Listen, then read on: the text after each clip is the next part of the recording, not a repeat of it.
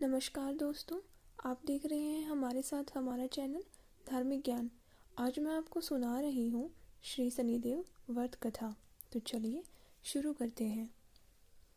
बहुत प्राचीन समय की बात है। भारतवर्ष के एक छोटे से नगर में एक गरीब लेकिन अत्यंत धर्मपरायण ब्राह्मण परिवार के साथ रहता था। ब्राह्मण का स्वभाव बहुत सरल था। वह कभी किसी का बुरा नहीं सोचता था और न ही किसी का बुरा करता था। सदा सत्य के मार्ग पर चलता था, परंतु उसके जीवन में एक के बाद एक बहुत दुख आते थे। कभी बीमारी, कभी धन की कमी, कभी समाज का तिरस्कार। ऐसे लगता था मानो शनि की डाय या साढ़े साथी उसके जीवन पर चल रही हो। ब्राह्मण की पत्नी बहुत ही पतिव्रता और धार्मिक स्त्री थी। वह प्रतिदिन भगवान का नाम लेती, अपने पति को भी धैर्य बंधाती, परंतु कई बार बच्चे भूखे ही सो जाते थे। एक दिन पत्नी ने अत्यंत दुखी होकर कहा, स्वामी, क्या हमने किसी जन्म में कोई बड़ा अपराध किया है? हमारे घर में सुख क्यों नहीं टिकता? ब्राह्मण ने कहा, हे देवी, यह सब हमारे कर्मों का फल है, परंतु न्याय के देवता शनिदेव कभी अन्याय नहीं करते। हर शनिवार वे सूर्योदय से पहले उठते, स्नान करके काले या नीले वस्त्र पहनते, घर में शनिदेव की मूर्ति या चित्र के सामने दीपक जलाते, सरसों का तेल दीपक से भरकर जलाते, काले तिल, उड़द, कंबल, लोहे की कील या छल्ला दान करते, पीपल के वृक्ष की 7 परिक्रमा करते और शनि मंत्र का जाप करते। ओम शन शनिश्चराय नमः।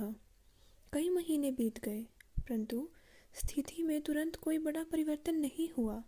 गरीबी बनी रही, रिश्तेदार भी उनका मजाक उड़ाने लगे। लोग कहते, इतनी पूजा पाठ से क्या मिलेगा? भाग्य में जो लिखा है वही होगा। परंतु ब्राह्मण ने हार नहीं मानी। वह बोला, भगवान की कृपा देर से मिलती है, पर जब मिलती है तो जीवन बदल देती।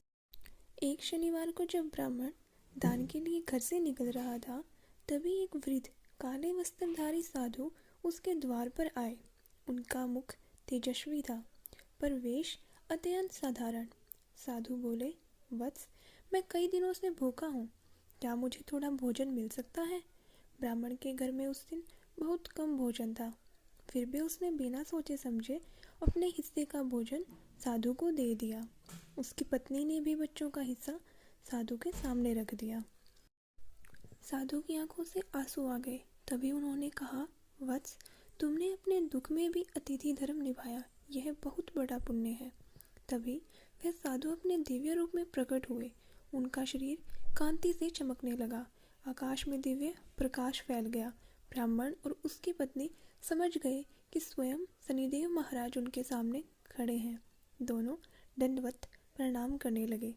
शनिदेव बोले, वत्स, मैंने तुम्हारी श्रद्धा, धैर्य और त्याग की परीक्षा ली। अब मैं तुम्हें वरदान देता हूँ। तभी उन्होंने आशीर्वाद दिया, घर में कभी अन्न की कमी नहीं होगी, धन धान्य की वृद्धि होगी, संतान सुख प्राप्त होगा, समाज में मान सम्मान मिलेगा, शत्रु शांत होंगे, रोग और भय दूर होंगे। उसी दिन से ब्राह्मण का जीवन पूरी तरह से बदल गया। उसे अच्छा काम मिला, व्यापार में लाभ होने लगा और उसका घर सुख शांति से भर गया। शनिदेव ने जाते जाते कहा, जो व्यक्ति शनिवार को दान करता है, गरीबों की सहायता करता है, माता पिता और बुजुर्गों का सम्मान करता है और अहंकार नहीं करता, उसके जीवन में मैं स्वयं कष्ट दूर करता हूँ। जो भी व्यक्ति श्रद्धा से शनिवार व्रत कथा सुनता है, शनिदेव का नाम जपता है, पीपल के नीचे दीपक जलाता है, काले तिल और तेल का दान करता है, उसके शनि दोष, साढ़े साथी और ढया के कष्ट धीरे धीरे शांत हो जाते हैं।